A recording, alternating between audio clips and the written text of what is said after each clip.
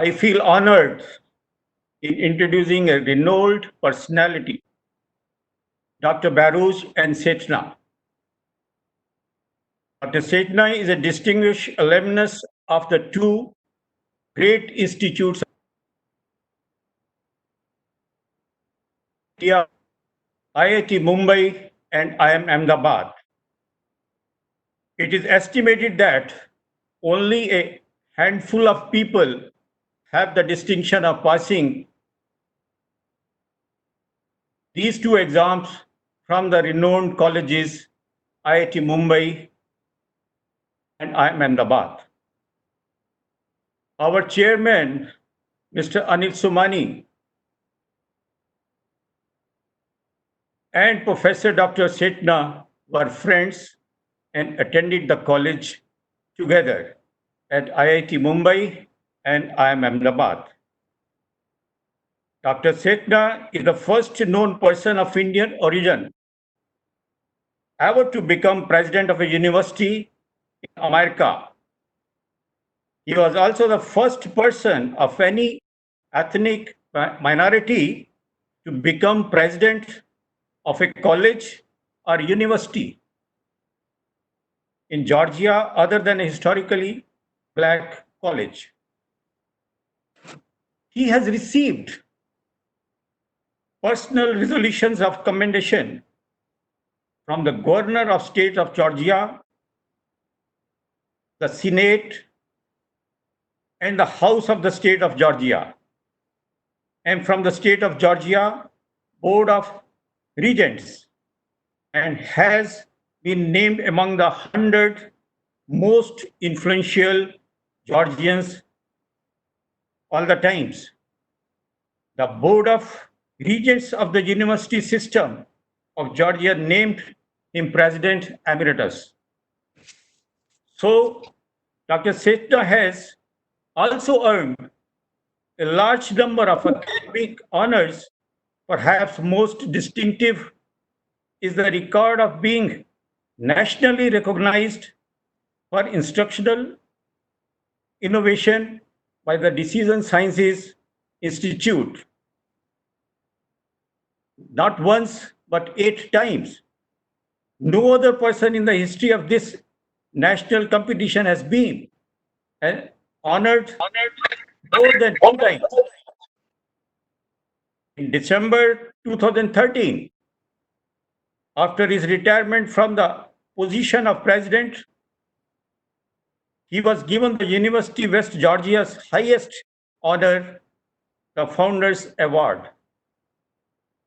On July 4, 2014, he was honored by the Georgia Corporation by being named one of the great immigrants, the pride of America.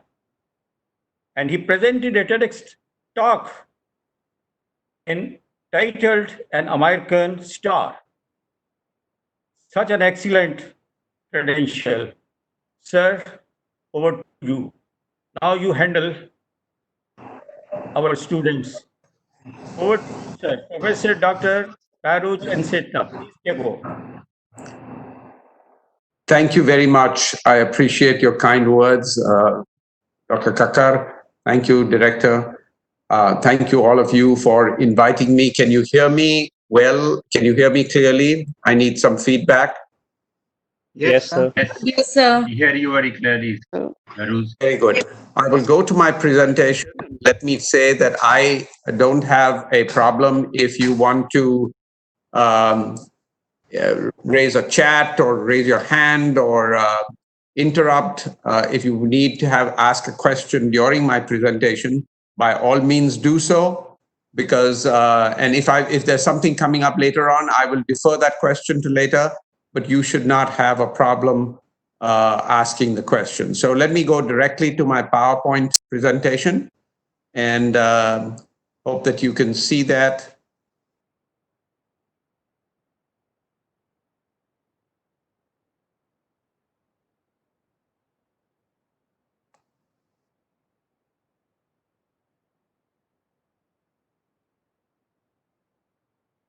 I'm sorry, I'm having some technical difficulties, but it'll come there. You should be able to see that now. Are you able to see the PowerPoint slide? Yes, we can. Okay, great. Wonderful. Wonderful. So the title of my talk is Transformational Leadership. So what is transformational leadership? Transformational leadership means that when you're in charge of some project or some company or some unit of the company, that when you leave that position, the unit that you are in charge of has a distinctly superior impression than when you came. And let me see that I got a. Okay, so it looks different from when you came in. So transformational leadership is not just doing a reasonable job and shuffling papers and not causing the company to collapse. That's not transformational leadership. That may be good in itself, but I'm not talking of good. I'm talking of great. So when you change the company or the unit to be something dramatically different in a positive sense, that is what transformational leadership is. And I also have a subtitle called The Bold and Humble Leader. And these two words normally don't go together. But I believe that for a good leader to be effective, you need to be bold and you need to have humility. So that is the basis of the talk. And let's go on to the next slide. These are the ingredients. The ingredients for transformational leadership.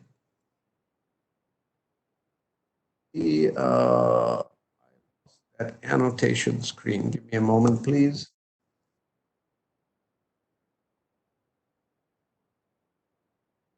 Okay. So,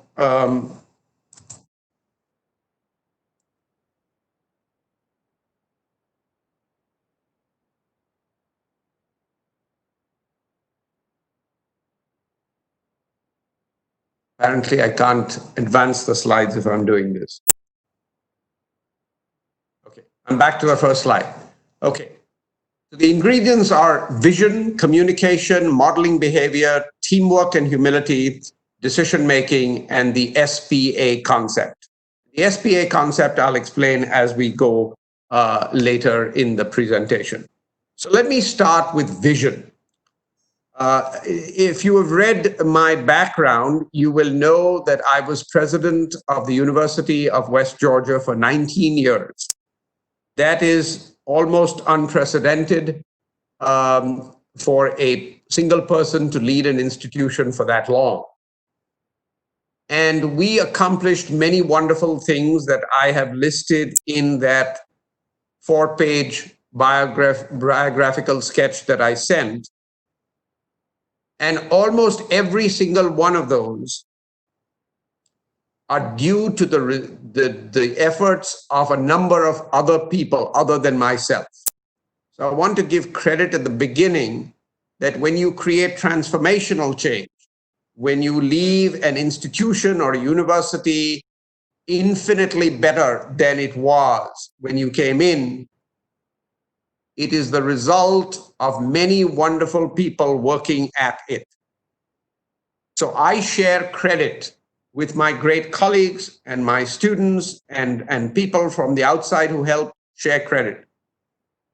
But there is one thing that a leader does almost entirely by himself or herself, and that is vision. That is one person's vision. And when you have a vision, you need to make it a bold, big, bold vision. Something that will inspire people. Something that will create people's blood to start flowing. So that's what we'll talk about. We'll also talk about these other ingredients, but let me go back to the, go to the next slide.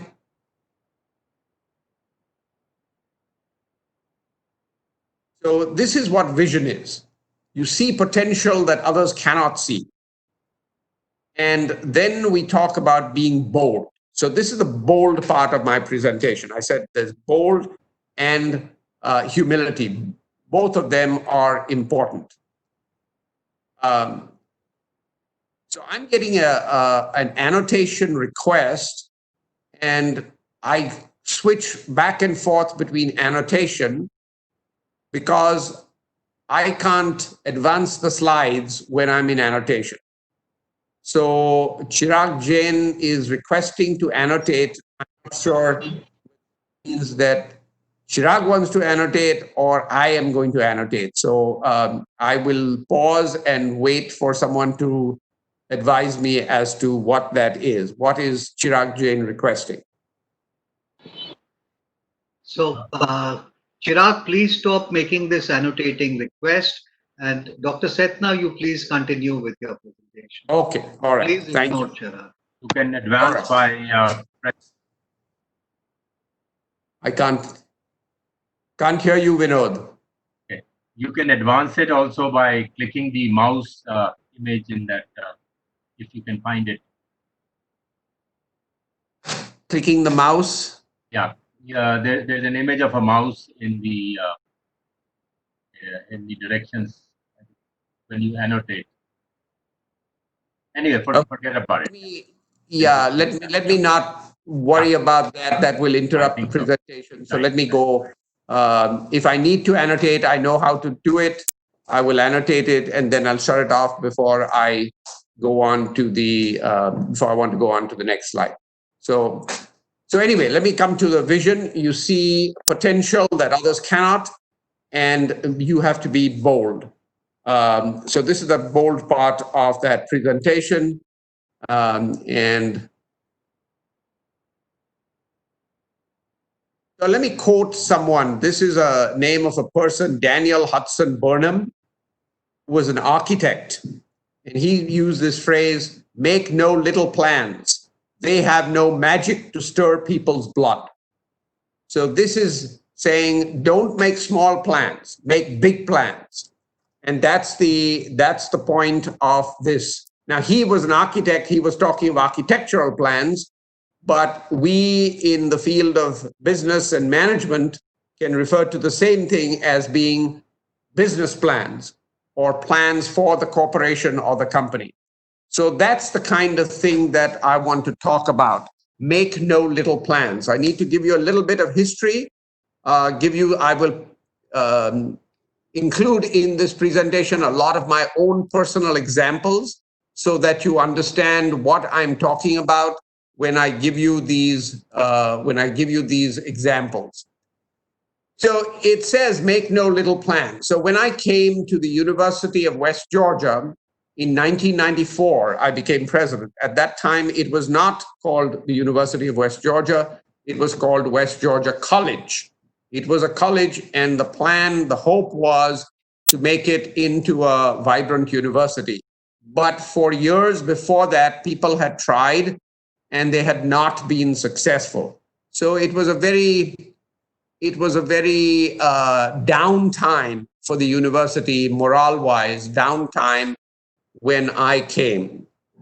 And almost everywhere I went, I arrived at the university in late August, at the college, I should say, at late August. And the official year started in mid-September at that time. We were on a different system. Now we start in August. But in those days, we started in mid to late September. So I had a little time, basically the few weeks, to catch up, to understand what the lifeblood of the institution was, what people's concerns were, and so on. So I did a lot of listening, a lot of meeting with a lot of people, faculty, students, and of course, I was running the show at the time. I was not on vacation or anything like that, but the semester hadn't started. And so I had some time to understand what people's concerns were. And almost universally, I heard that they were very upset that we were not a university. And another very comparable institution called Valdosta had become a university, and we had not. And they had become a university due to some political issue, but we had not become a university yet. And so it was a very downtime, and everywhere I went, people said, well, how come Valdosta is a university and we aren't? And it was just, the morale was very low. So when I gave my first talk to the community at the start of the semester in late September, I had to plan that talk very well, because this is the first time in the US environment, probably in the Indian environment too, when you have a new leader, you want to hear from that leader what his or her vision is. So I thought long and hard about how I was going to address the issue of this become a university, but West Georgia had not. And everywhere I said, as I said, everyone said, we are about as good as Valdosta. Why aren't we a university?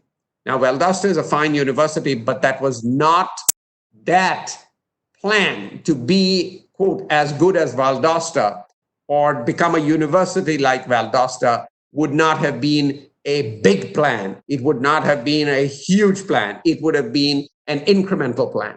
So although I'd never heard of Mr. Burnham at that time, I believed in this philosophy much before I'd heard of Burnham. And so I decided that I was going to say something different from Valdosta. I was not going to refer to Valdosta at all. So this is what I did. For my first talk that set the tone, I mentioned only one other university, and was not Valdosta. I mentioned Harvard. And I said to my colleagues that we are going to define a niche. You know, in marketing, you don't have to be the best brand in the whole world. You just need to carve out a niche. My field is marketing. You need to carve out a niche, a small section of the market where you can be number one. And so this is what I said. I said, you colleagues and I together, we are going to find some niche where we can be as good as Harvard and we can play on the same stage as Harvard. So that was my big, bold plan.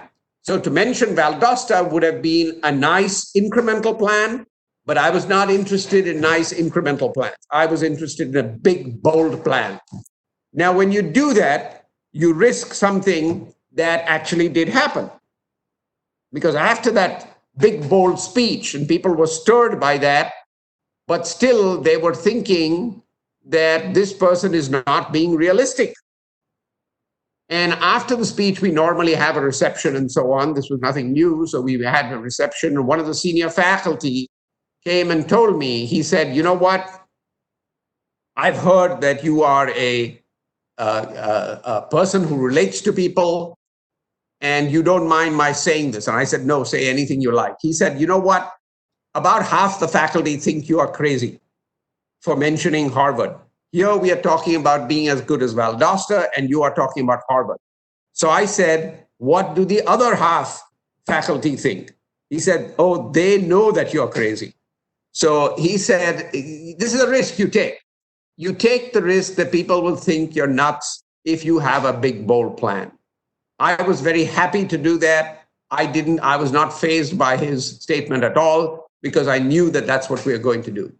Now, I'm going to fast forward several years, and we did develop those plans. We decided we were going to focus on something that was something that we could handle. We had a good program in America. You have different fields that you specialize in. So one of the things in our university that we did reasonably well was something called academic debate. And debate is an academic field, but it also has some extracurricular connotation. So we pinpointed that and we put resources into it. So planning by itself is nothing. You have to put resources into it. You have to put human resources, monetary resources. We put that. And in my last 5 years as president, we beat Harvard 5 times. On the same stage as Harvard, we beat Harvard 5 times. So the big, bold plan actually happened. And those people who thought I was crazy, of course, had to admit that we can do this and we can do it and do it very well. So all I'm saying is that you need to have a big, bold plan to inspire people. There was another field that we found. We found something called, again, this is a US kind of phenomenon, undergraduate research. So in all universities, research is very important, but it is important at what in India is called the postgraduate level. You do research when you're in a master's program or a PhD program or something like that. But in America, in the best universities, even undergraduates do research. So we found that niche as well. And that happened even faster than that. But it took about 10 years to do that. When we started booming in our undergraduate research, we beat every university in the United States. We had more of our undergraduates accepted to national conferences than any university in America. And some of the universities, we were about, when I retired, we were about 12,000. But at the time that I'm talking about, we were maybe 10, 11,000. Now, there are universities that were 30,000, 35,000 students, and yet we beat every one of them. Not in percentage, in actual pure numbers. So our 10,000 student university had more actual papers presented in national conferences than any university in America, even those 3 times our size. So these were the niches we are talking about. Now, it doesn't matter if these examples are interesting or not interesting. The point is, when you have a big, bold plan and you have that marketing philosophy that I don't have to be as good as Harvard. I just have to be as good as Harvard or better than Harvard in a small niche. And here's the best thing about that niche strategy. You get to decide what that niche is. The company, the institution gets to decide what that niche is. You don't have to go by someone else defining you. You can define yourself and say, okay, in this area, we're going to make a national name for ourselves. And it doesn't have to be in all areas. It doesn't have to be across the board. It is you find the area and you say, I want to be best in the country in this particular area. And you get a name that way. So that's the strategy. Having laid out the real strategy, let me give you one humorous example that we didn't work on, but it just happened. So let me tell you another little story over here. So as I said, I became president in 1994. And I gave this speech, I think the date was approximately September 21st of 1994. In November, which is just about 6 weeks later, there was a major national election, and there was a lot of churn, and different things happened at the national level. It's just like the big change that happened in 2014 in India, when the long-standing party of Congress got defeated. The similar thing happened where the party in charge used to be the Democrats for decades before that, and the Republicans took over just 6 weeks after I did that. Now, I'm not, this is not a political speech. I'm not supporting either Democrats or Republicans here. That's not the issue.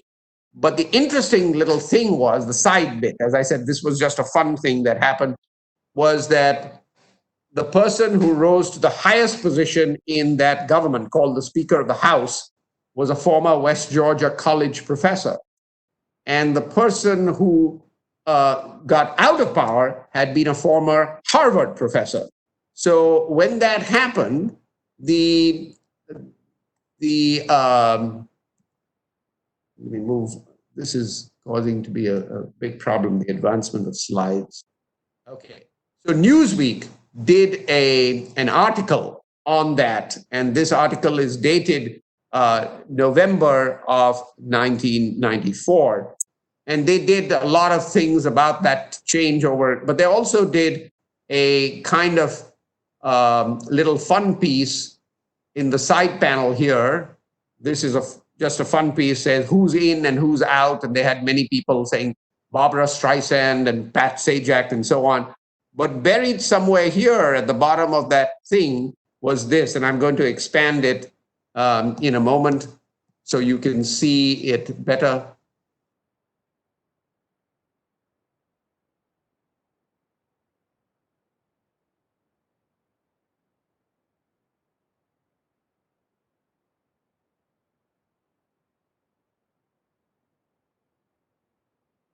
this is what it said. Harvard is out and West Georgia College is in. And this was in Newsweek, which is a national magazine, national international magazine. So I just had a lot of fun with that. This is not something we worked on. This is not something we did. But it was still fun to take this page and talk about it, saying, you know, just 6 weeks ago, I said we were going to do this, and look, this is what happened. So this is just, as I said, it's not a strategy. The strategy I already explained to you was in debate and in undergraduate research. But this, sometimes when you take a big risk, you might be able to get lucky. And that's what we did. We got lucky. All right, let me pause for a moment and see if there are any questions and see if you can hear me.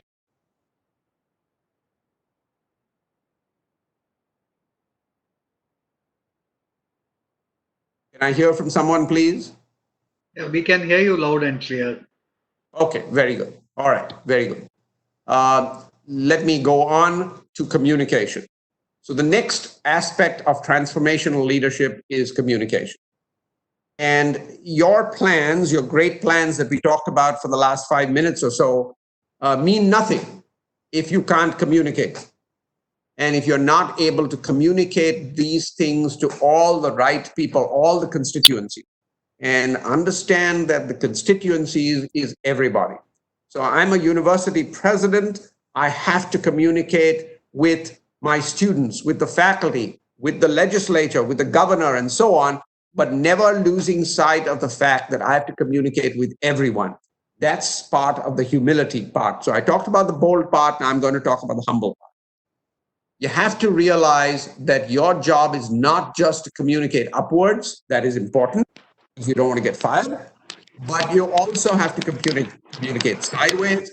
You also need to be able to communicate to the people who are several levels below you. And let me talk a lot about humility. One of the things about communication is this. So I'm going to use a legal phrase here. I'm not a lawyer, but it's a legal phrase called meeting of the minds. So in a legal contract, you strive, if you are an attorney, you strive to have a meeting of the minds, meaning you want a phrase that all parties understand the same way. The same concept applies to communication. You want a meeting of the minds. Remember that when you are giving a speech, and this is something that you can implement immediately, when you are giving a talk, you are probably more knowledgeable about that topic than almost anyone else in the room. So what seems very obvious to you, you've spent 10 hours, 15 hours studying that topic, writing your speech. What seems very obvious to you is not obvious to the person who has not done those 10, 15 hours of research on that particular topic. So you have to worry about this all the time. And that's why, you know, from time to time, I keep stopping and I'm asking, can you hear me? Is it okay? Do you have questions? This is part of the humility to realize that while you may be the expert, your job is not just to communicate with experts, it is to communicate with everyone. So that's part of humility. Let me tell you how you implement that. So again, when I was president, I made some presentations to very, very important people, the Board of Regents, people who held in their hands the ability to give me millions of dollars for budgetary purposes and multiple millions of dollars for other major projects, such as buildings. So for example, one of the things that you might have seen in the bio that I sent out is that we, through the 19 years, built projects, capital projects, buildings, and so on, worth about 330, $1/3 billion US over a period of time. So many of these presentations I made had writing on them $20 million, $30 million for that 20-minute speech that I was going to make. So when you are playing for such high stakes, when you are making a presentation, it doesn't have to be that large. You're making a presentation to your boss that gets you, a crore of rupees or something like that. That kind of thing is very important. That is extremely important. So how do you prepare for that? You prepare for that certainly by doing your own work, but you also prepare for that by doing what I call a sort of dress rehearsal. I do a number of these things when I'm making a big presentation. I do a number of these things before the presentation. If I'm making a written presentation, I share my draft with a number of people I trust. This is what I did. For 19 years, I did this. And I want feedback. I always want feedback. I'm what I call myself a feedback hog. So I need to hear how this is going because I want to improve. It's part of another management phrase called continuous improvement. Even if you know your stuff, you have to relearn it because you want to continuously improve. Now, that takes a lot of humility. It takes a tremendous amount of humility to say, you know what, I don't have all the answers. I don't know how people are perceiving this. So you have to have a certain amount of humility to understand that communication works if you are humble enough to ask questions and ask other people how it is going. Now, a separate part of this that's very important, and I share that with you because you're going to be in leadership position. I share this with you because the atmosphere, the environment you create is going to be very important as well. Why do I say this? Because if, I was president of the university, I had 1,500, 2,000 people reporting to me in effect through other channels, of course. How does that person who's listening to my presentation feel empowered to talk to the boss and say, no, I think this needs to change? So before you do that PowerPoint presentation, before you do that thing that says, help me improve, you have to set up a culture that people can disagree with you. I'm very proud that we did set up that culture. Because while I was doing these presentations, these practice presentations, these rehearsal presentations, people used to tell me everything, give me feedback from simple things like you need an extra comma there, to major things like the last 3 slides are not effective because it needs to be completely changed. So all of that feedback is good feedback. Why is it good feedback? Because if you improve it, you stand a better chance of making great presentation later on. So that's why you have to have humility. Now, in my field, marketing and advertising, repetition is a good thing.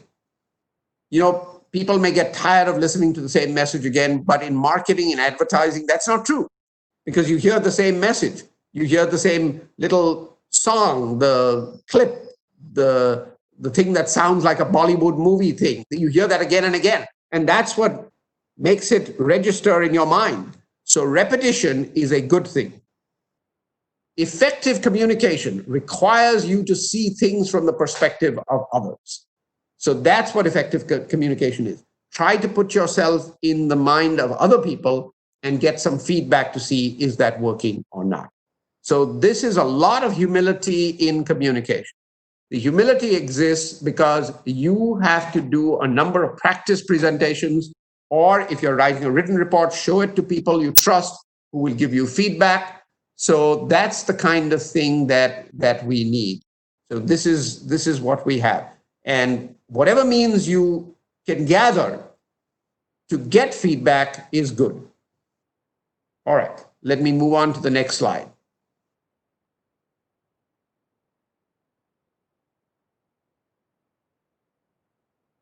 The other aspect of good leadership is to model the behavior you wish to see.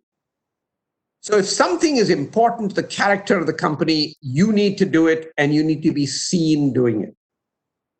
So what are the things that are really important to the character of your organization? You have to assess that. What are the things that are important? If you're the boss, even a boss of a department, Don't tell other people to do it. At least once or twice, do it yourself. People need to see you doing this, because the sense of importance doesn't come from your words, it comes from your deeds. Let me give you two examples from my own philosophy, from my own experience. So again, back to the presidency of this university. The University of West Georgia is a doctoral university. It awards PhDs and other doctoral degrees and so on. So this is a doctoral granting university. As such, we value research, we do good research, we publish, we ask our faculty to publish regularly. So these are good things. But at the end of the day, our primary focus is students and teaching. That is what distinguishes us from many much larger and much more famous universities. The things that we do in the classroom are the things that are important. Now, let me give you a little perspective of undergraduate education in the United States. And I think it might apply, in some cases at least, to undergraduate education in India as well. The junior faculty teach the first year courses typically, the first year and second year. The senior faculty teach some of the junior and senior students. And the really senior faculty teach the master's students and the doctoral students. That's the normal thing. So again, this is based on this slide that you're looking at just now. Model the behavior you wish to see. So if I, as president, come and say, look, colleagues, we need to regard undergraduate teaching as being very important, because quite frankly, the numbers make it important. You know, any university, I don't care, even an Indian university or an American university or whatever, you have large numbers of undergraduate students and you have fewer numbers of postgraduate, masters and doctoral students. So in an undergraduate institution, you have to understand where the bulk of your money is coming from. So students are very important. Undergraduate students are important. So there's no point the president making speeches to say undergraduate education is important. You have to actually do it. So what I did was, I was the only president in the whole state of Georgia. And we had about, at that time, about 60 different universities and colleges in that state, about 30 private and 30 public, public meaning state-supported institutions. So out of all those 60 presidents, I was the only president who taught a course every year. I taught only one course. Normally the load is much more than that. I taught only one course. But as president, I was the only president who taught a course, and I taught it every single year while I was president. In fact, 2 of those 19 years, I was pulled out from the university. I was physically pulled out and made into interim executive vice chancellor for the whole state of Georgia. So I was running the whole state education system, subject to the chancellor. There's a chancellor. I was executive vice chancellor. And even in that time, I continued to teach my course at West Georgia, the University of West Georgia. So I was able to do that. And that set the tone that undergrad, oh yeah, I didn't mention, I taught deliberately an undergraduate course. Now, I could have had any course I wanted. I was the president of the university. But I chose to teach an undergraduate course, and I chose to teach a freshman, first year, second year kind of course. So again, if something is important to the university, to the company that you are talking about, don't just tell other people to do it yourself. So that's the point I'm trying to make. And I put my money where my mouth is. I actually taught undergraduate students, and I taught first year and second year students for 19 years. I did this every single year. And as I said, there's no other president in the whole state, public or private, that did that. Another aspect that I give you another example.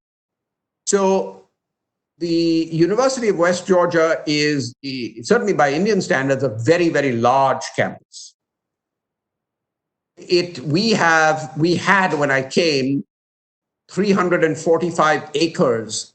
It's like a small city, really, a small town. And I expanded that to 645. So we had one of the largest campuses, and it's a beautiful campus. It has a lot of greenery and trees and grass and so on and so forth. It's a beautiful, beautiful campus. One of the more beautiful campuses in America. And we are very proud of that. So again, to keep such a large campus clean is a big expense and a big investment. And we had to do that because nobody wants to see kachra on the road. I mean, you don't want to see this stuff lying on the road. So we have our crews picking up and so on. And sometimes, unfortunately, students are irresponsible and throw things on the road.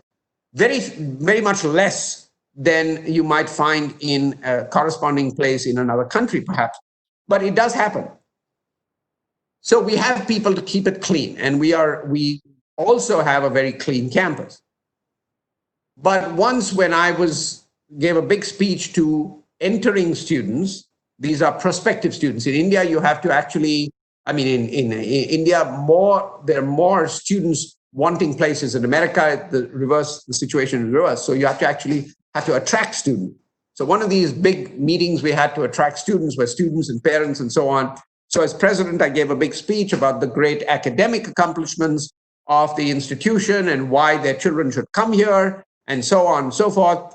And then after that speech, they disperse, the students and parents disperse, they go to see different parts of the campus and so on.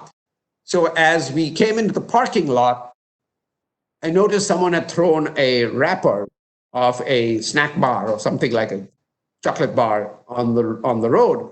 So of course, my natural habit, and I still do that, I'm not president anymore, but I still do that. I just pick it up and throw it in the trash can. And so I did that, and one of the mothers who had come with her son, she saw me do that, and she said, are you the president or are you the janitor, like a person who picks up the garbage, the kachra? So I said, I'm both. That was my answer. So again, same point. If something is important to the character of the company, you need to do it and you need to be seen doing it. So that's the point that I'm trying to make. Model the behavior you wish to see. This is important. Again, back to teamwork and humility. I always recognize, and I said this at the start of my talk, if you remember, I said most of the accomplishments, the vast, vast majority, was because of the good work of other people. And you have to understand that. That's part of the humility. So what is the job of a leader? And again, you don't have to think of a university or anything like that. Think of your next job. If you're in a leadership position, what is the job of the leader? The job of the leader is to motivate, to set the vision, to hire the right people. And having hired the right people, get out of their way. Let them do their jobs. If you trust the person that you just hired, then trust them to do their jobs. That takes some humility. That takes some understanding. Too often, the boss thinks he or she knows it all. Let me make one clear and statement that illustrates what I am saying. I ran for 19 years an operation that was roughly in the high 100 million, maybe close to $200 million. And I had 1,500 to 2,000 employees. Now, it would be absolutely foolish of me to pretend that I know everyone's job. I didn't know that. I didn't know that when I came in, and I didn't know that 19 years later. So let me make it very clear that my job is not to be an HR expert. My job is not to be a facilities expert, knowing how the machines run. I have people who do that. My job is to respect them, to hire them and respect them, and then get out of their way. So I'm making a confession on the whole web. The whole world can hear this. I didn't know every part of that operation. Did not. Nor was I ever going to try to learn that, because that's not my job. I don't need to know how to run that machine, that piece of machinery. I don't need to know how to construct a building. As I said, we built buildings and facilities and so on worth $1/3 billion. I don't know anything about construction. I'm an electrical engineer from IIT Bombay. I don't know anything. I mean, in my first and second year, we did some drawings and plans and so on, but that was like 1,000 years ago. I don't know that. So my job is not to know the job of everyone else. My job is to hire the right people and let them do their job. And having done that, it's important to say thank you. Even today, I say thank you a lot. Every major message I send to the faculty, I ended by the phrase, thank you for doing the things you do. Recognize that they do a great job. So say great job. You did a great job. Motivate your people. Motivate the people who report to you. Say, don't look at me. That is my phrase. I developed that. So what I did was, every 5 years, I didn't do this every year. Every 5 years, I would write a major, big, long column in the local newspaper. And I would actually list the things that other people had done. And the title of the article was always the same. It was saying, don't look at me, someone else did it. Now that phrase is usually used when you're trying to deflect blame. Hey, I didn't do it, somebody else did it. I use that deliberately provocative title. Every time I did the column, I used the same title. Don't look at me, someone else did it.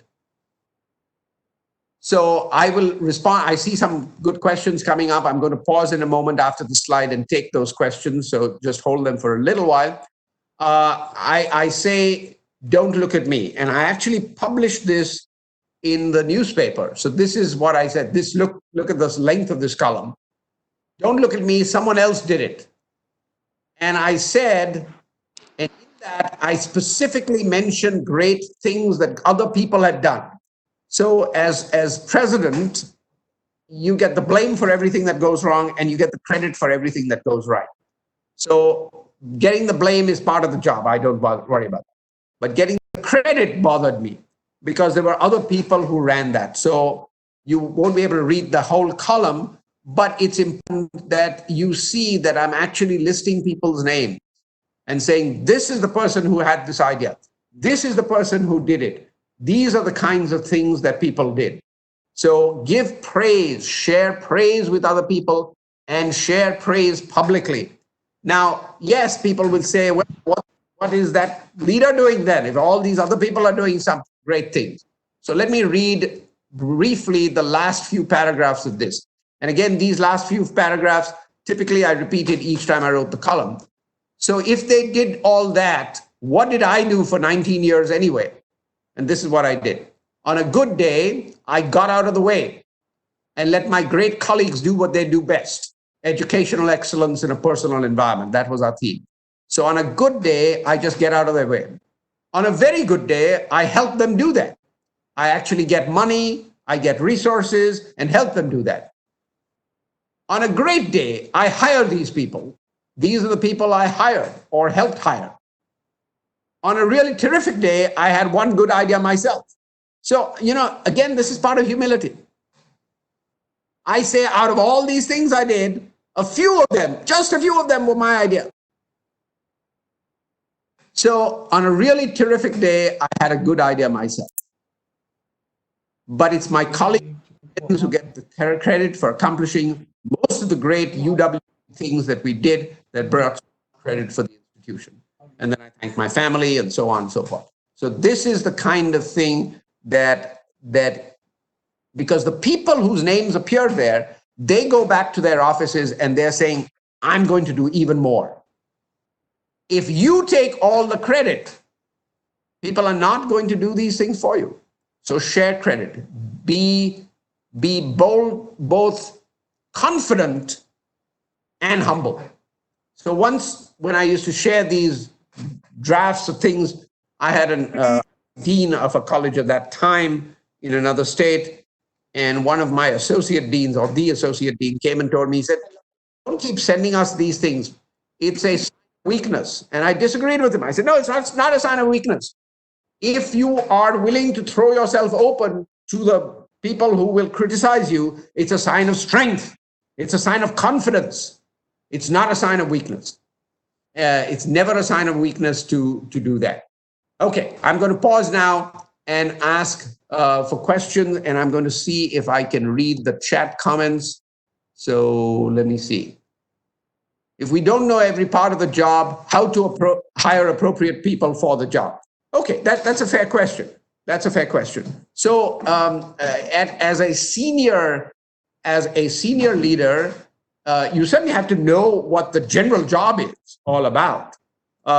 So if I'm hiring a vice president or a dean, I have to understand what that general job is. I don't have to know the details of that job. So I certainly left to my other colleagues. Again, this is a good way that American universities do these things. The boss doesn't do all the screening. So if I'm president, I don't screen all the resumes. I have a committee that screens the resumes. I have a committee that picks a short list. I have a committee that invites a short list of candidates for the interview. So I'm going to assume that that committee has done a good job of looking at the technical credentials. That's part of the humility thing. That's part of the thing that when I appoint someone, and I'm going to talk about this at the end of the presentation called the SPA, when you appoint someone, get out of the way and let them do their job. So appoint the committee, let them make those decisions. So they are the people who are closest to the situation. They understand the job better than I do because they live that every day. So they've understood the job. They have made the short list. So in my interviews, I don't talk technical details. I talk broad vision thing. And I used to use a standard phrase again. If I'm hiring a vice president or hiring a dean, I would say to them, you know what? You think that you're interviewing for a dean's position or a VP's position, but my interest in you is not just as a VP or a dean. My interest in you is as a partner in the leadership of the university. So my idea is to get the big picture, the picture of can you help me lead the institution? Okay, so let me go to some other questions here. I'm going to start from the top.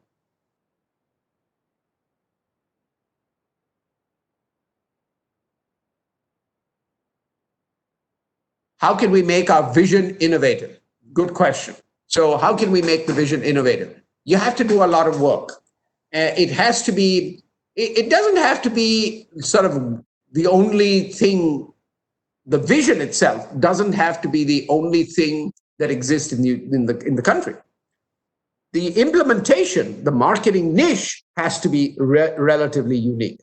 So innovation is not something necessarily that can be taught. You can work on developing those skills, looking at it in different ways, but the vision itself doesn't have to be innovative. The implementation has to be innovative. Now, I hear a few comments saying, I can't hear you. I'm sorry I didn't catch this earlier. I hope you can hear me now. Again, feedback, please.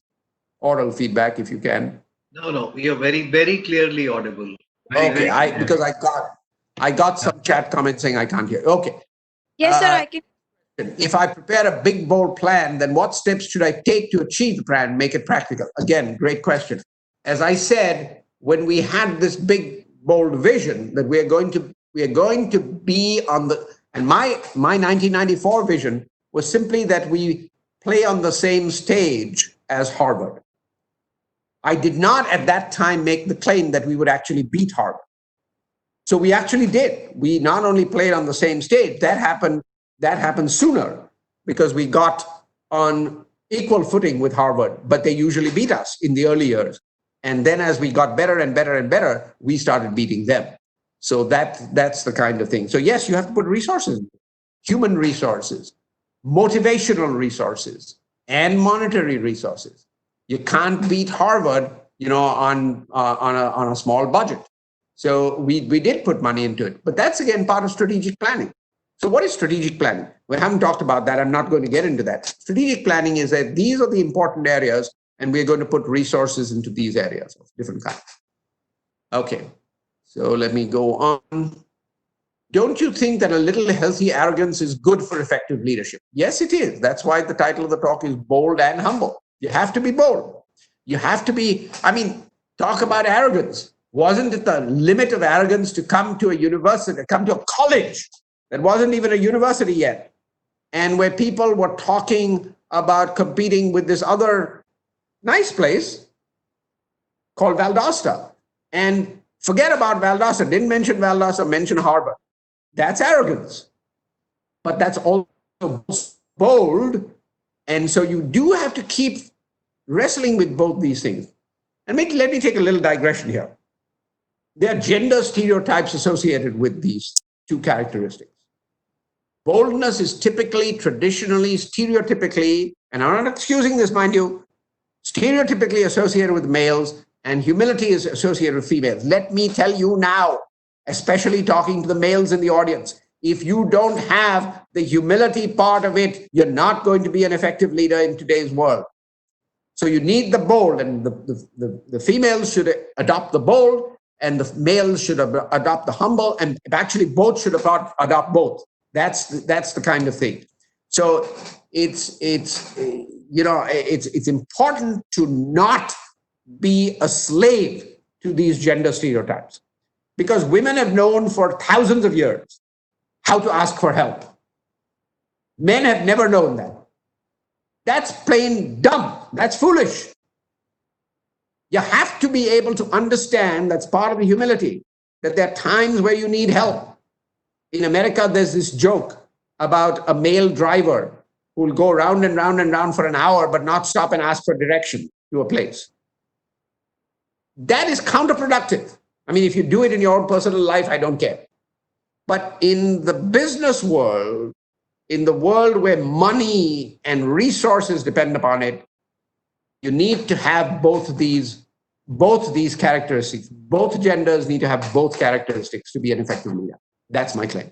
Okay, so let me keep going. President doesn't screen, then how goes with good flow? I'm not sure I understood that question. I may have to read.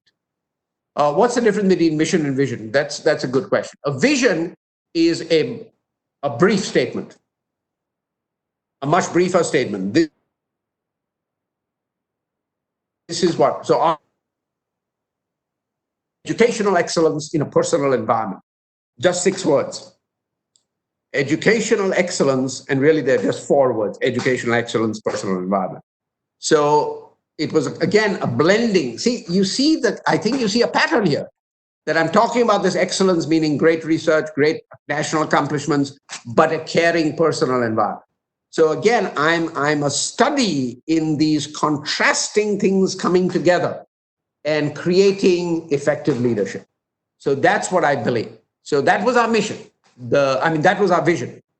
The mission took a little more time to develop. As I said again, the vision comes principally from the leader. This is where I see us going. The mission is a collaborative effort. Let's work out the details and so on. These are the things that we do, things like that. And then, of course, there's a strategic plan and so on that, again, needs to be collaborative. I may have to skip some of these questions. If we are getting praise, we should share with the team. If we are criticized, no. I realize the paradox here. So this is a good question. If we are getting praise, we should share it with the team. If we are getting criticized, we should not share it. Now, so that's my thought, okay? The job of a leader is that leader is responsible for everything. That's the job. You have to make it work. So if there's a problem, then you don't share that publicly. You can have a talk with the person that you entrusted to do the job and say, look, this is not working. I am taking the blame for it publicly, but you and I know that you messed up on this. And so these are the things we're going to put in place to try to ensure that you don't do it again. So I'm talking of public praise and public blame. So don't share blame publicly, share praise publicly. Privately, you can share both. Privately, you should share both. that you can have a conversation with someone and say, this is what we need to do to improve it. And if someone just does not improve, then at least in America, you get fired. In India, of course, sometimes it's more difficult to fire, but in America, you can get fired immediately. And I have to tell you this, that presidents are the most vulnerable because they have no protection. The boss can simply say, don't come back tomorrow. That's all. It doesn't take anything more than that. Just nothing more. There doesn't have to be any kind of major, and the business of transferring people doesn't exist in America. You get fired, that's it. So how come the decision or vision is right? That is more difficult, right? So I don't have a magic answer for that. How can we know that the decision is right? You work with it for a period of years, you put resources into it. And at the end of the day, if something's just not working, then you have to have the integrity to say, okay, it's not working, let's modify it. Let's again do it in a collaborative way and let's modify it. Okay, most important. Yes, someone said to be a learner and a good listener. Absolutely agree. I never stop learning. I am almost 72 years old. In July, I will be 72. I still learn. And I am happy, not just tolerate, I'm happy to learn from everything and everybody. I will learn from people smarter than me. I will learn from my students who are also smarter than me in certain ways. I will learn from anyone. I mentioned about feedback hog. I'm a learning hog. I love to learn. I'll give you a little anecdote. I taught a student in 1999 who was an exceptional student in my class, and we worked together. He did great things. He went directly from my undergraduate program to a PhD program at Harvard. Okay, he went from University of West Georgia to Harvard, skipping the master. He was that good, and I wrote a recommendation letter and so on. And this was 1999, 2000, roughly. In 2013, so that's 13, 14 years later, when I retired from the presidency, there was a big public reception and so on. And my last graduation ceremony that I presided over, because in India, the president would preside and hand over the diplomas and so on. The last one, I wanted not a famous speaker, but I wanted my students. So I chose 2 students that I had taught and known in those 19 years to come back and talk. And he was one of them. So he came back 14 years later and gave a talk about me and what he did in my class and so on and so forth. And then I sent him a video of that talk, of his own talk. And I said, his name is Roger. I said, Roger, your part starts on this, fast forward, half an hour or something like that, and it starts at this time. So I didn't want him necessarily to have to listen to the whole thing. So he sends me back a message saying, thank you for that video, I enjoyed it. And then he goes on to say, President Sethna, because I know you love to learn, this is a way of sending me the link. If you send me the URL and you put a slash and you put the time, it'll automatically go to the time. So he taught me something about that, but that's not the main point of this. He said, President Sethna, because I know you love to learn, that is the key phrase. 14 years after he took my class, he remembered that about me. You love to learn. 14 years later, he remembered that. That is the awesome thing. That is the main point of this story. If you don't, and learning also takes humility. Back to the humility thing. If you start out from the presumption that you know it all, now let's say 20 years from today, you are a leader, you are a boss of the company, you have built this marvelous organization. You have created it, you have helped it, you have grown it. Now you say, in 20 years, I've learned so much, I've done so much, I have nothing more to learn. Don't ever say that. Remember my words. Don't ever say I have nothing more to learn. The time that I have nothing more to learn, I'm going to be dead. That's the time. And maybe even then I'll have things to learn. I may be learning even then. But for sure, while I'm on this earth, I'm going to keep learning. So, okay, you say about college days. I'm going to talk about that. I'm going to save that question for the next slide and talk about that. This is very important. Okay. So I apologize. I haven't addressed all these questions. We may come back to them, but let me go on to the next slide because that's important.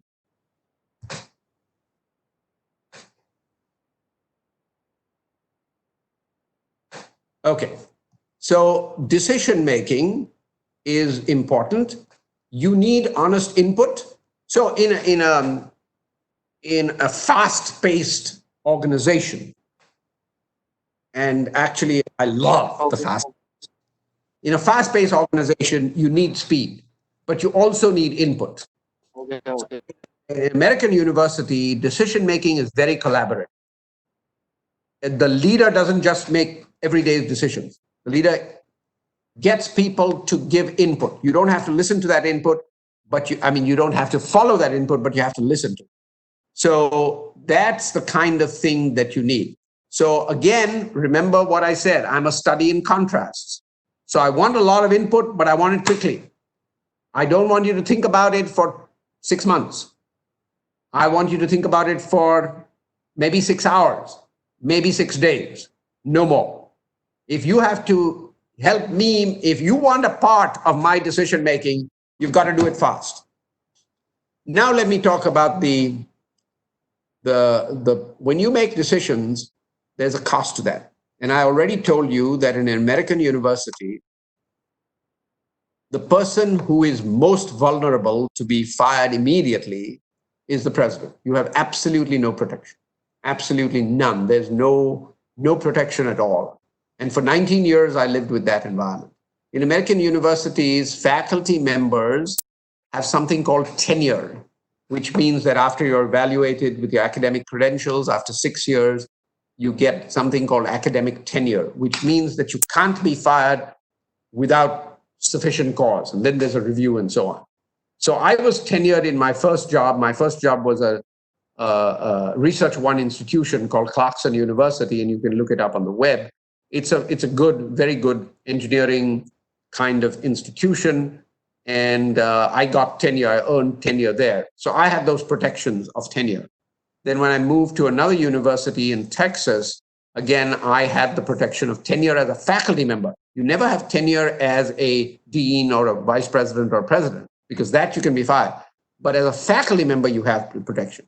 Now, in the state that I'm in Georgia, presidents cannot hold tenure. So although I was already a very, very credible faculty member, I had to relinquish tenure. I gave up tenure to take the position of president. That was the rule, and it applies to all the presidents in the public system.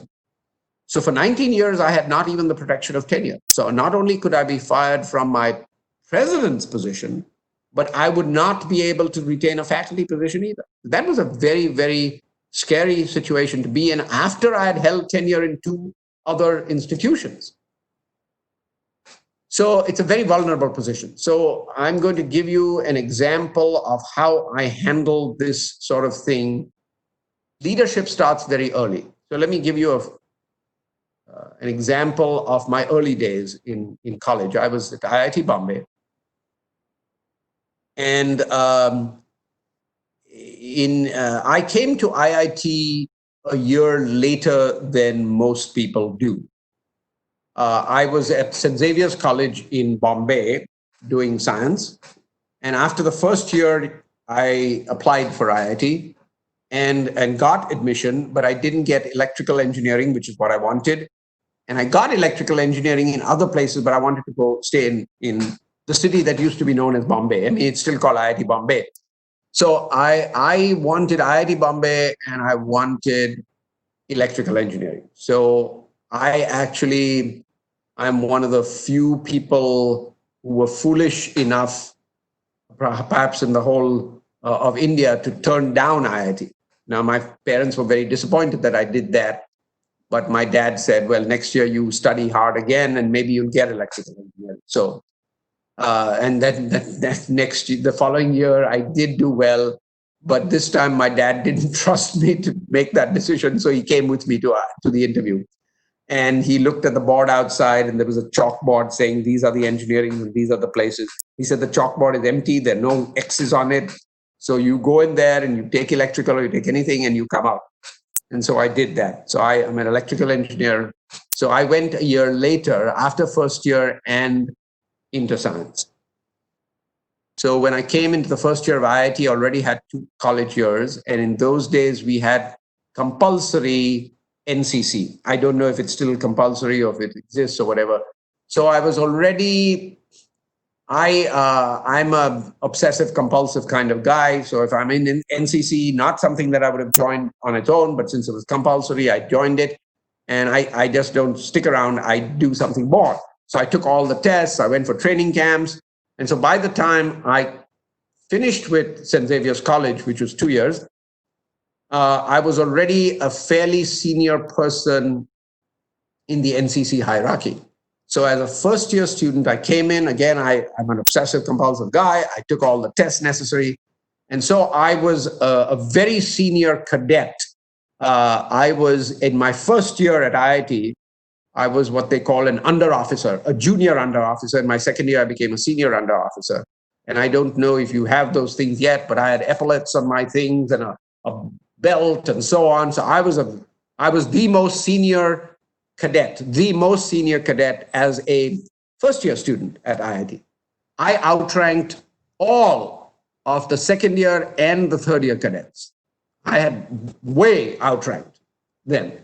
So when we went on a training camp to Devlali,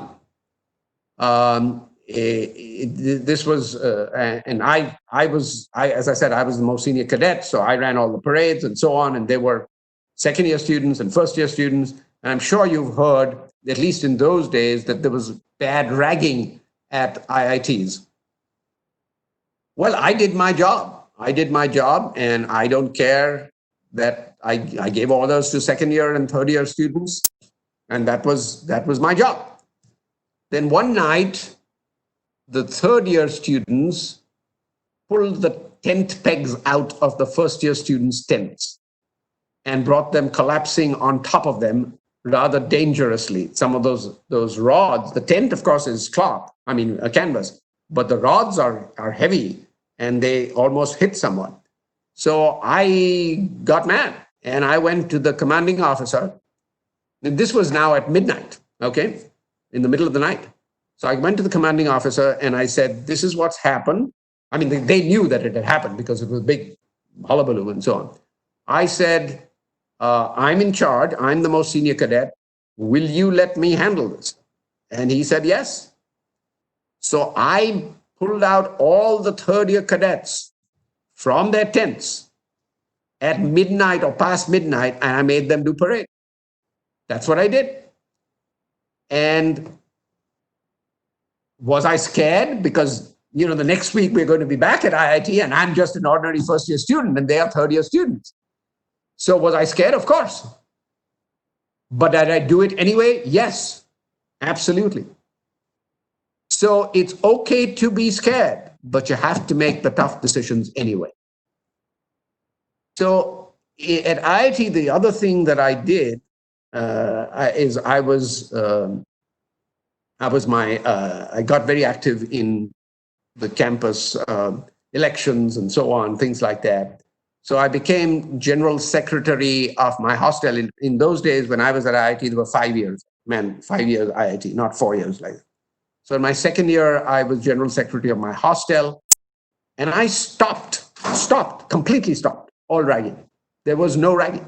It was not allowed. And again, I'm now a second year student, and I'm telling the fifth year students, you can't do this. Absolutely not. I'm going to report you, and I'm going to have you punished. So again, these are the things that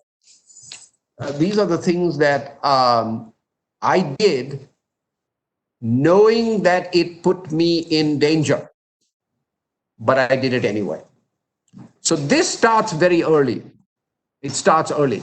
When we were at IIM, there was a situation where I was class representative in my first year, and there was a situation with one of our friends, one of our classmates, got into trouble because he helped someone on a paper that he shouldn't have, and he understands that he shouldn't have.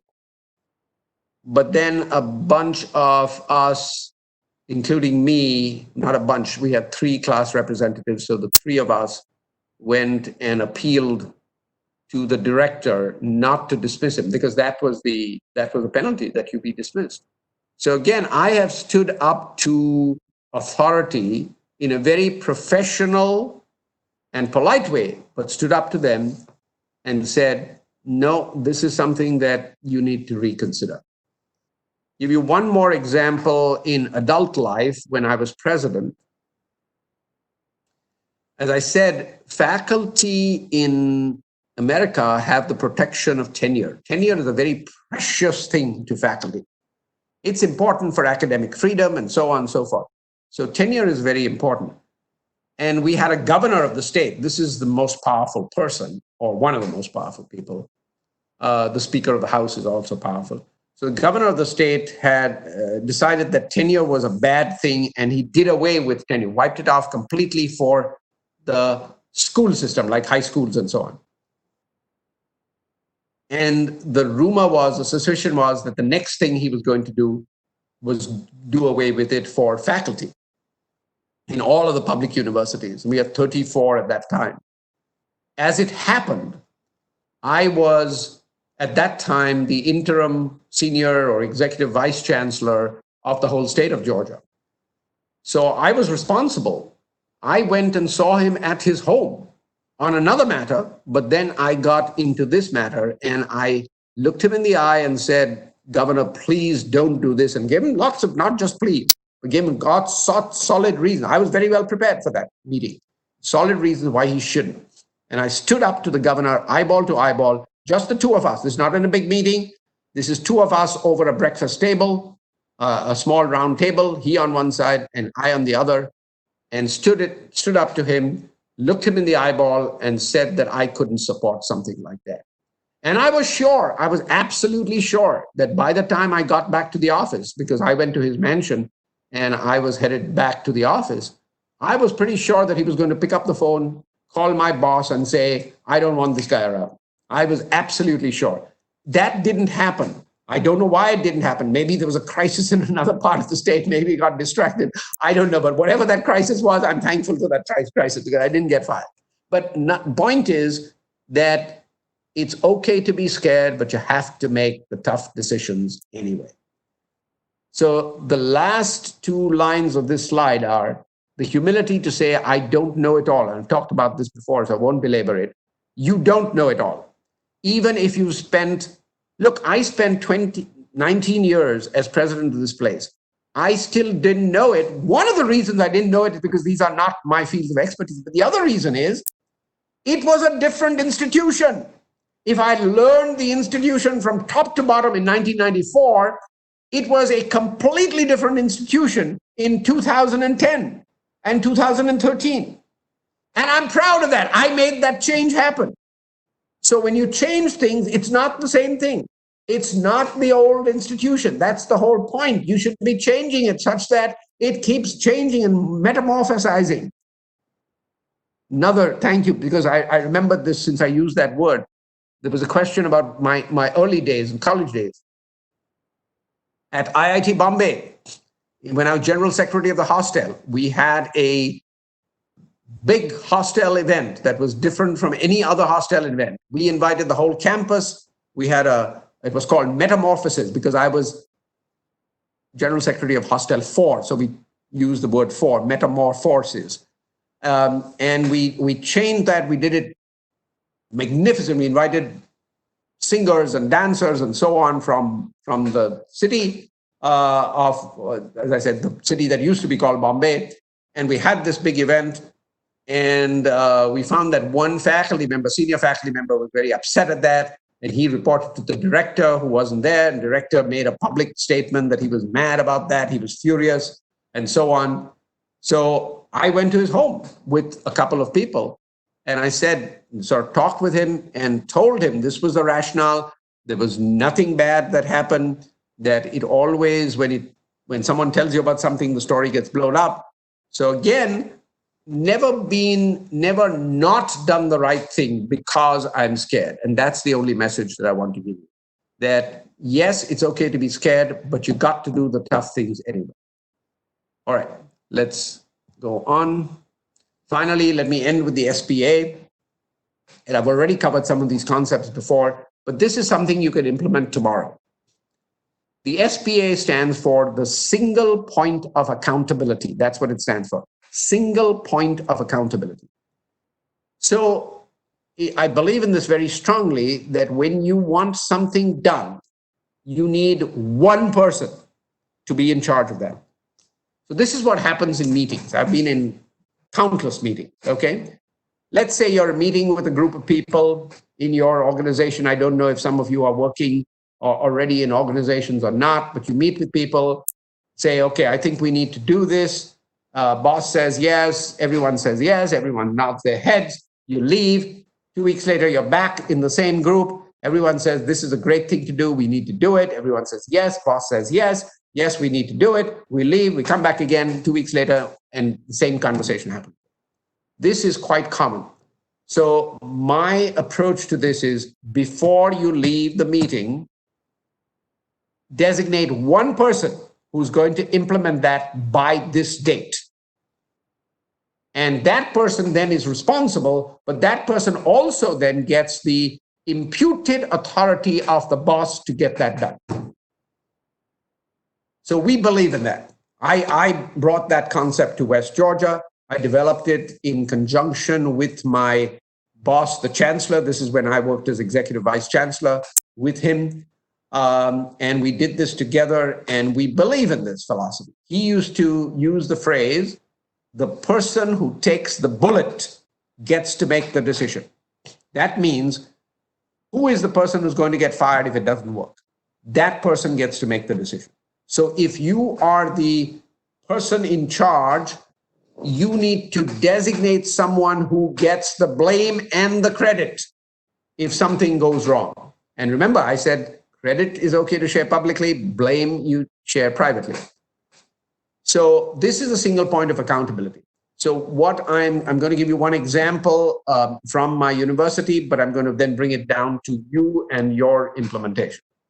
So from my university, we had, as I said, a 34 campus system, 34 different institutions. You've heard of some of them, the University of Georgia, Georgia Tech, all of these are sister institutions of mine. And all of those presidents report to the same person. So that's the way this whole system works. It's called the University System of Georgia. So in charge of that is a board of regents. And they have monthly meetings, usually monthly, about 10 times a year. They have meetings in Atlanta, which is the state capital. But then several years ago, they said, well, it's nice for us, the whole board, to get out and see different campuses. So 2 meetings a year we'll have on a campus. So they started doing that. And one of those campuses in rotation that was chosen was my campus, University of West Georgia. The board was going to come to our campus on a certain one of their meetings. Now, just do the mathematical calculations in your head. If there are 2 meetings a year that they go to other campuses, there are 34 campuses. So it's roughly 17 years before they will come back. Okay, roughly 17 years before they come back. Actually, when that happened, I asked the people who had been around much longer than I, when were they last year? And they said, it's not been 17 years, it's been much more than that. Maybe 20, 25 years since they've come back. So basically, this is the situation.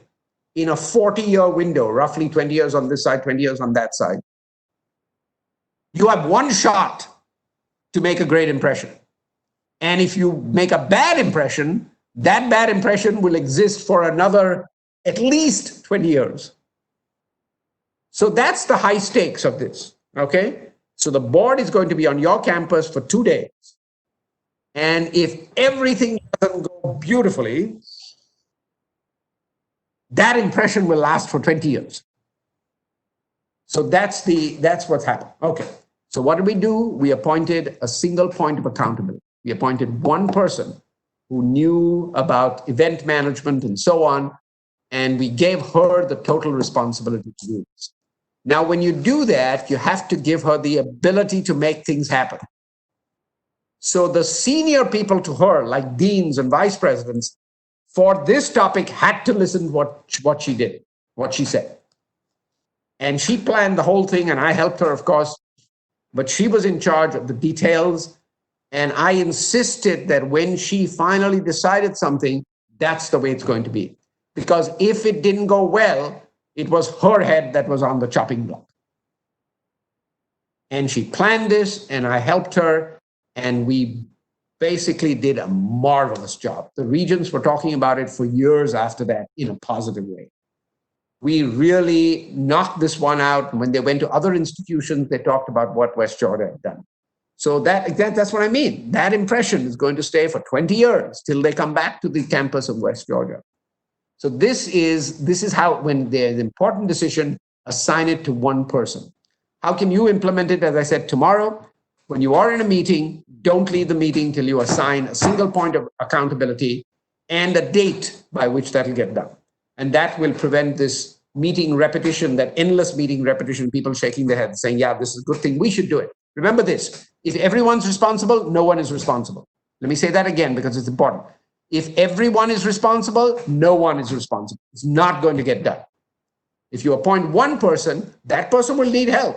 But you appoint one person, that person gets it done. And the next time after the date that you meet, that person will give a report, that person gets the praise, that person gets the blame privately if things don't go wrong. So that's what we have. This is the summary of what we've talked about. And I'm going to go to questions now. But before I go to questions, I want to thank you for being so patient and listening to what I said. So let me go to the chat things and see if I can pick up where we left off. And then we'll ask more questions, and I have no problem if you want to ask them orally also, but there needs to be some way of controlling that. So, okay. Bold decisions, many people criticize that. What should we do if we are not able to work because of criticism? Don't get upset with criticism. There's only one criticism that matters, and that is that of your boss. If your boss is not happy, you can still, I think you should still be able to communicate with that person and say why you made these decisions. Preferably involve your boss beforehand. That's what I always did. When I was making a controversial decision that I knew that something was going to blow up, I would first talk to my boss at the university system office saying, this is what I'm going to do. These are the potential dangers, but I want to do it anyway. What do you think? So get your boss involved. Don't be a slave to these criticisms. Look, this is the thing. If you're an effective leader, you're going to make a decision that makes somebody upset. You're going to get criticism. That's just, it's not something that you need to be worried or upset about if you've got your boss on your side. What kind of differences do you see between education system in India and America? What are the things that you'd like to change? Excellent question. What differences do you see? I think the autonomy in America is significantly greater. Now, there are autonomous institutions in India as well, and that's good. But as president, I could decide a lot of things, I think much more. I didn't have to keep checking with the government in terms of that. We can decide our own curriculum for that matter. I mean, we can decide what within broad parameters set by the system, but within that, we could decide that. I could decide salary increases or not increase. Again, I didn't do that for 2,000 employees. Their bosses did that, but it all came back to me because they could appeal to me. So there's much more autonomy. I think there's much more. American higher education is expensive, And I don't agree with this, mind you. Let me tell you, I'm not in favor of this. But the way American parents function is that when you're 18, you're responsible for your own education. Now, not everyone functions that way. Many of my colleagues do pay for their children's education. But there's also a philosophy that the student is on his or her own. So that I think is, I mean, I much prefer, and I've written publicly about this, I'm not ashamed of it. I think the Indian system is much better. Parents should support their children. I believe that. So because students are paying for it themselves, they are much more careful of classes. Very rarely in a class would someone choose not to come for a class. Very, very rarely. Because that class is costing that person real money. And so there's this thing about bunking is not almost non-existent. I'm not saying it never happened, but it's almost non-existent. Another thing is cheating is, again, does happen, but is almost non-existent in non-engineering institutions. Unfortunately, some of the international students change that culture. But in my institution, in my class, it's impossible to cheat, almost impossible to cheat, because I have computerized tests. And even if you're sitting next to a person, you can't peek into that person's computer because the questions are different. So I set a different order of questions. I have the same questions, but the computer randomizes these things. So you can't just peek into someone's computer and do. So in my class, it doesn't happen, but it does happen. I have to say that, but it's less. I think the students are more engaged in their education, and they're more. They feel that they need to squeeze every last drop of the stuff that they are learning. Again, not 100%, but by and large, this happens. As I said, the Indian system is far superior, far, far, far superior in terms of the support, the family support for higher education. I publicly write about this. I think that's the right model to have. I'm very critical of the American model. And I'm, again, public about that. I say that's extremely foolish. In fact, the guy sitting right across the office is from China. I mean, he's lived in the United States for many years and so on, but he grew up in China. And I once, just on a whim, went into his office and said, tell me how it works in China. Do the parents pay for the children's higher education? And he said, absolutely. He said, this is a social contract that we pay for you, and you do a good job, and then you take care of us when we're old. This is the social contract. This is coming from him. So very similar to the Indian culture. And I think that's far superior to the American culture. And I'm not shy of saying that. So let me go on with these questions. You are asking excellent questions. I love these.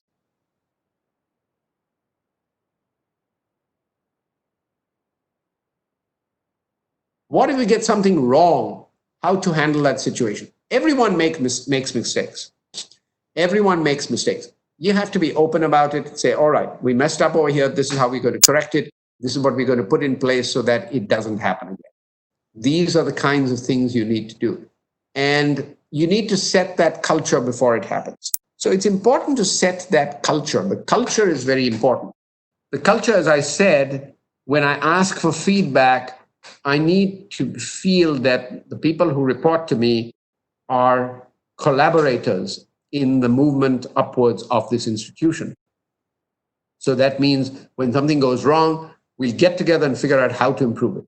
We'll get together and figure out how we'll ensure that it doesn't happen again.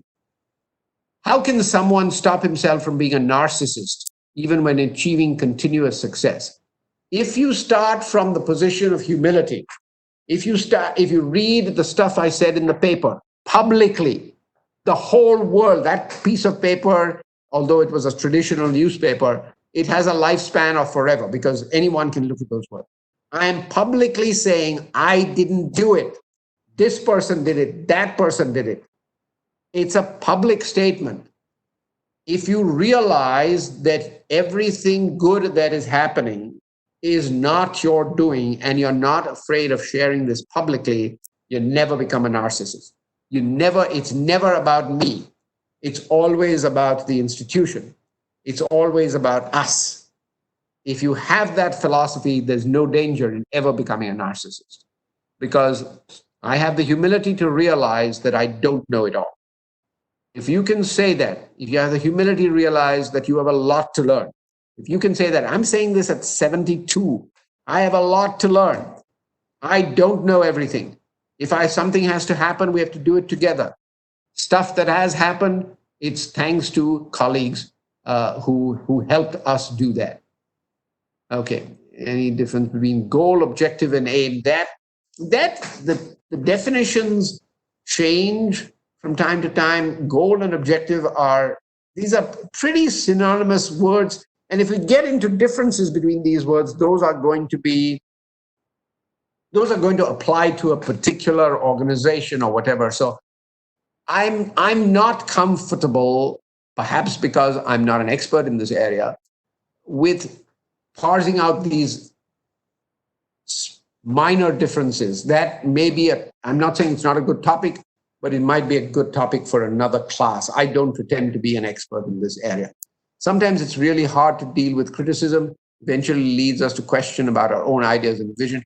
Certainly you can question yourself. Is this the right way of doing it? There's no harm in questioning yourself, but don't do it too often. That's the mixture of bold and humble. Coming back to this, if you're supremely arrogant, you have nothing to learn, you're an ineffective leader. If you're always looking for affirmation and never take an action, if even one person disagrees, you'll never be a good leader. You've got to be in the middle. You've got to be bold and you've got to be humble. That's my philosophy. That's worked for me. Let me just say that.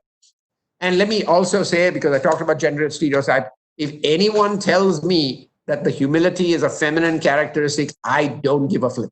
That's fine. I'm okay with that. Absolutely okay. I will still continue to be humble. I'm fine. How to set plans in uncertain times like this one? This is again, great question. I am absent from most social media. I'm theoretically on Facebook. I haven't been on Facebook for probably ever since I first got on. So I don't know if I'm even there now. I'm theoretically on Twitter. I never use it. The one thing that I am active on is Quora, because in Quora, people ask questions and you give answers and so on. So I've actually responded to a question very similar to this in the last 24 hours, really, how to set plans in uncertain times like this one. The big question right now in American universities, I'm sure in some Indian universities, is should we go back to face-to-face education in the fall? And my point has been, at times like this, anyone who claims, and just this morning, meaning, just a few hours ago, before we started this, I responded to someone saying, I think he was from India, but that was not revealed, saying, I want to consider coming to the United States for a PhD in 2021 because of this COVID situation. Should I or should I not? So my response was basically, if anyone pretends that they know what the economy is going to be like when you finish your PhD, that person is just lying or just making it up. So we have to understand that we don't know. And so what do we do under conditions of uncertainty? We plan for both or multiple events. That's what we need to do today. We need to plan for multiple events. We need to plan for A or B. And we need to be comfortable with uncertainty. That's what this COVID situation has done. We need to be comfortable with uncertainty because we are going to have uncertainty. I was, in fact, again on Quora, critical of the University of California system that announced plans just 2 days ago that they would not be open for face-to-face in the fall. They've already made that announcement, public announcement. I was critical of that, not because it was the right or wrong decision, but because they decided too soon. First week of May is not the time to make that decision. You have to be comfortable making that decision in July or late June. So my response to your question is, be prepared for multiple contingencies. This is what we're going to do if A happens, this is what we're going to do if B happens. What resources do you recommend to help us succeed in this field? I'm not sure I understand what this field is. So I'm going to wait a little till you are able to advise me what you meant by this field. And I'll come back to that question if I get that response. What resources in this field? Okay. Key things a marketing guy should focus on. Well, there's so much in marketing. I mean, there's the whole field of marketing, and I find it all very helpful. The marketing courses I teach, although in this presentation I've talked about niches and so on, the marketing courses I teach are all very statistical and analytical, extremely statistical and analytical. We do advanced methods in statistics. We actually collect data, we analyze that, and so on. So the stuff I teach is very geeky, very quantitative and things like that. And I tied that in to this business about niche marketing and creating segments and so on and so forth. But I believe segmentation strategy is an important one today. I believe data and analytics is extremely important, how to make a sense of a big set of data and find out where consumers are going and so on. So these are some of the things, but I'm only scratching the surface. I can't think of, I've given you examples about how I successfully use niche strategy, where we actually could compete against Harvard and actually beat it. Not beat Harvard, but beat this part of Harvard. Okay, so that's the strategy. That's a niche strategy. That's a segmentation strategy. These are the kinds of things that you could do. You could design strategies to meet certain market needs and so on, and study those. Now, that doesn't mean, I hope you already know, that you go for the biggest market. Sometimes a smaller market where you are the dominant person might be the right strategy. So these are individual decisions that a company has to make. But what are the things, what are the tools, if you meant the key things? Tools are, I believe, comfort with analytical methods. Data analytics is going to be increasingly important. How should a leader address conflict situations? These are things that you have to work out. This is what I did at university. I'm not sure that it would work in other contexts, but I still want to share it with you so that you could know it. So one of the ideas of conflict resolution is to get a neutral party to try to bring people together. We've created, when I was president, we created something called an ombudsperson.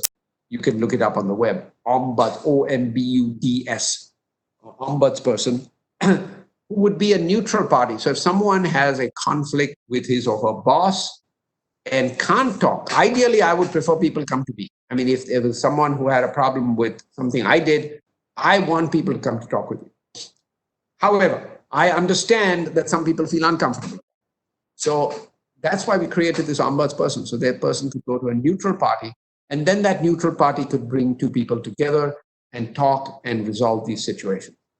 I think a lot can be resolved by personal face-to-face conversations. I also think that, again, back to humility, the ability to say, you know what? You said that you were offended at something I said. I didn't mean it that way. That's not what I meant. I still believe in my point, but I didn't mean to offend you in this way. So I'll be more careful in the future. I have no problem saying that. You know, if I'm the president of the company or I'm the boss or whatever, I am equally able to learn. As I said, I will still stick that I think that the point I was making is good, but the way I expressed it may have been bad and may have actually been destructive to the situation. So I'm going to watch myself again. And I am so proud, really proud. You know, I'm not talking about this wonderful accomplishments that we've done. 1/3 of a billion buildings, endowment raised, faculty salaries, positions, enrollment. More people graduated under my administration than all of the other and all of history behind. All of these things are great. But the things I'm proud of are the culture that I created. When one day I went to a meeting and I said something, used a phrase that a junior, very junior faculty member in her first semester, she came up to me and said, that term is not a term that is used in best practices. This is why it offends people and so on. And I immediately learned that. And I said, thank you. This is a person, I'm president of the university. I've been president, by that time I'd been president for probably 15, 16 years. This is her first 2 months of the institution, and she corrects me. That's a good, healthy culture. Now, she didn't correct me in public. She came to me in private and said, this, you should consider that. And she was respectful about it. But she corrected me, and I've never made that mistake again. So that's the thing about humility and learning. I'm eager to learn, and I don't care who I learn from. But that's the culture. I'm proud of the culture that someone must have told her that, what, you can go talk with him. He's not going to fire you or do something bad or have someone punish you in some way. You can talk with him. He may not agree or he may agree. You don't know. So that's a good, healthy culture. How should a leader address conflicts in the behavioral talk? Okay, so ombuds is something that you want, a neutral party who someone can go talk to. We've already taken care of the education system in India versus America. Things that you would like to change. I wouldn't dare suggest changes to India without studying the situation more thoroughly. My first-hand knowledge of India's education system is quite old. The most recent time I taught in India was when I got a Fulbright award to go teach at IIM. So I was a visiting Fulbright professor, but that itself was 1996 or 97, long time ago. No, excuse me, 86. Wow, even longer ago. This was 86, 87. So have you ever made a bad decision with president? Yes. I have to tell you this. I always prided myself on making great senior appointments. I mean, look, I was department chair for 10 years. Before I became dean, I was dean for 5 years. 2 years of that, I was acting as interim executive vice president. So I've hired a lot of people in all of this time. And all of this took place before I became president. And then I was president for 19 years. So I've been hiring people for a long time. And I used to brag that I've never made a bad hire. And I think God heard me and he wanted to smack me around, and he did. So I hired a person, which was a bad hire.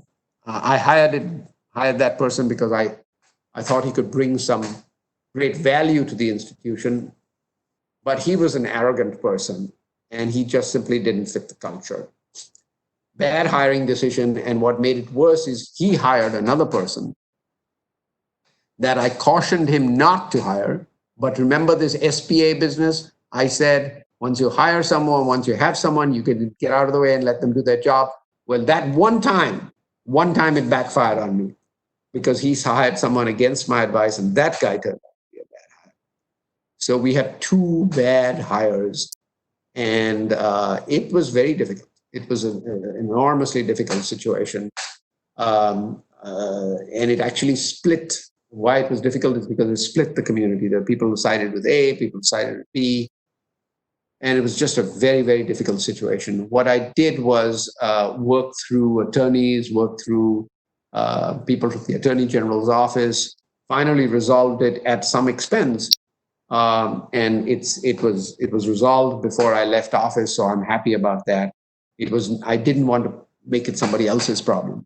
So all of this was resolved, and it worked out fine in the end, but it was a very difficult period of our lives. So yes, I would say that the only bad hire that I've ever made. And as I said, it was complicated because he made another hire. So that was not just a wrong thing, it was really bad because it caused a lot of strife. And it was an unfortunate thing. So yes, that would be my major mistake. NCC help you in building your leadership? Yes. Oh, you're a senior under officer. Excellent. Awesome. That is so good. Yes, it did. As I said, it gave me the biggest thing that it gave me was, of course, discipline. And it also gave me this example that I've already shared with you. The understanding, probably that was the first time. Since then, I made many leadership decisions that have been scary, but I did it anyway. But that was probably the first time that I made that. So yes, I'm grateful to NCC for giving me that opportunity to struggle with those decisions that that are the right thing to do, but are also very scary. So that was a good thing. By the way, I also was very active in the Scouts. I'm a President Scout. In those days, it used to be called President Scout. And it still hangs on my wall. I've got a certificate along with all my diplomas from Columbia University and so on, resolutions of commendation. I've got my President Scout certificate signed by President Radhakrishnan in the 1960s.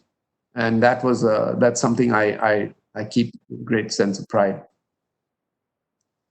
What can I do to become more bold and confident? Small steps and then bigger steps.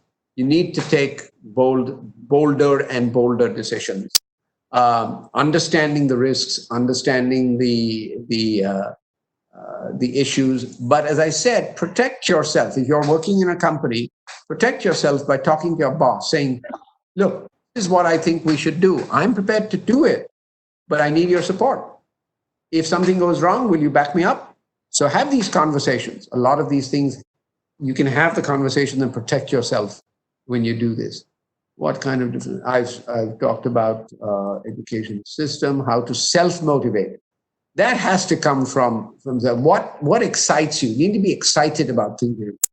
Let me tell you, you've heard this story, right? I'm sure you have. You experienced yourself, probably a faculty member, an older faculty member who uses the same notes every day, and I mean, sort of every year and things like that. And goes on in dreary voice and things like that. Again, I am almost 72 years old, and I'm excited each day that I go to work. I am excited about meeting my students. You have to love it. You have to love it. And you have to enjoy it. These are the things. So make yourself happy. There's an expression, I may mess it up, so please forgive me, I may take an iteration or two. It says, I don't whistle because I'm happy. I'm happy because I whistle. What that means is, so let me say it again. I don't whistle because I'm happy because I whistle. So what that means is, do the happy things and you will feel better. That's what it means. Say to yourself, I'm going to be excited about this. And you really will be excited about it, because we have a great ability to brainwash ourselves. Do it. My wife, I've been married now for 45 plus years, almost 46. And she is my strongest critic. And one of the criticisms that she levies about me is that I've gone through life with rose-colored glasses. I see the good in everyone, and I see happiness all around. So I have this ability to be excited and to enjoy it. You need to develop that. Once I give you another example of the same kind of thing. This is before I was married.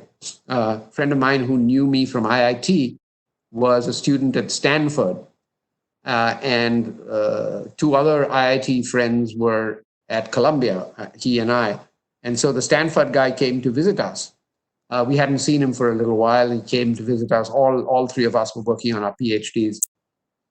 He came to visit us in New York, and he turned to me and said, so are you happy at Columbia?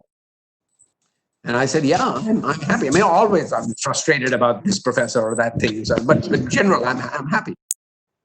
And so the other guy said, well, he always says he's happy. And so is he really happy or is he saying he's happy? And so friend number one turns around and says, but isn't that the same thing? Think about that. So these two people talking about me and my presence, saying, is he really happy or is he saying he's happy? And no, sorry, he didn't say saying. Does he think he's happy? That was it. Is he really happy or does he think he's happy? So this guy says it's the same thing. If you think you're happy, you're happy. So that's the kind of thing. Okay, next one, motivate yourself. That's what. Okay, how did Modi ji is handling COVID? I'm on an IIM email list with some of your leaders as well, and I think Prime Minister Modi did an awesome thing by. I mean, of course, there are flaws and so on. There's some people who criticize him about the rapidity with which he did it, but I'm totally supportive of how he shut down the country and to my mind, prevented a widespread crisis. So that's my opinion, is that he did the right thing by shutting things down. Now, how the opening takes place and so on, that's a more difficult decision. And I think the US is bungling it right now. I'd much rather have a person like Prime Minister Modi in charge. He's to my mind, done a good job. That's my opinion. Sound knowledge of IT necessary for achieving global management position. For the company, yes. IT, yes. Does that mean that every individual needs to be an expert in IT? No. The company needs to have that expertise. Can we get a job in the USA after doing PGDM? Probably not. Probably very difficult to do so. For one thing, the COVID situation has changed everything in America. People are out of jobs. Huge numbers of people are being laid off. Probably more than at any other time in history. Close to that which happened about 100 years ago in the Great Depression. So there'll be a lot of Americans with American citizens looking for a job. It's unlikely that a person straight out of an Indian situation, does it mean it could never happen? Of course not. There are no nevers in this thing, but it's definitely more difficult. Oh, sorry, okay, I'm sorry, I just saw your message, Anil.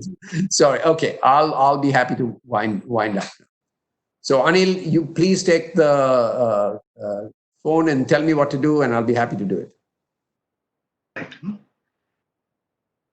So thank you very much, Dr. Sethna of Beheruz.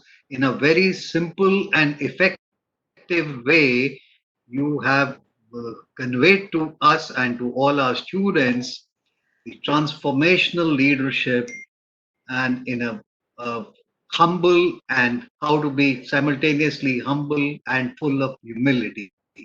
There has been a learning for all of us here today, which is everyone who has actually heard you today.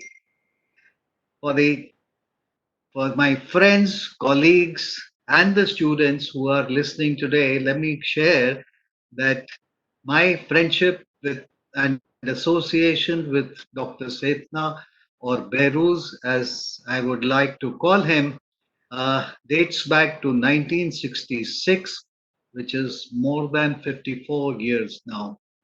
I have known him to be among the most principled and ethical. I would not say amongst it. I have known him to be the most principled and ethical student in college, and I think he has maintained that those principles and those moral standards of ethics throughout his life.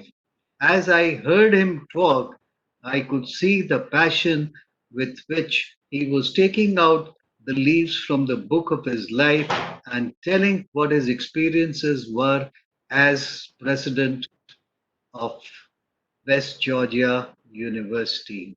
So thank you very much, Beheruz. He is really full of humility.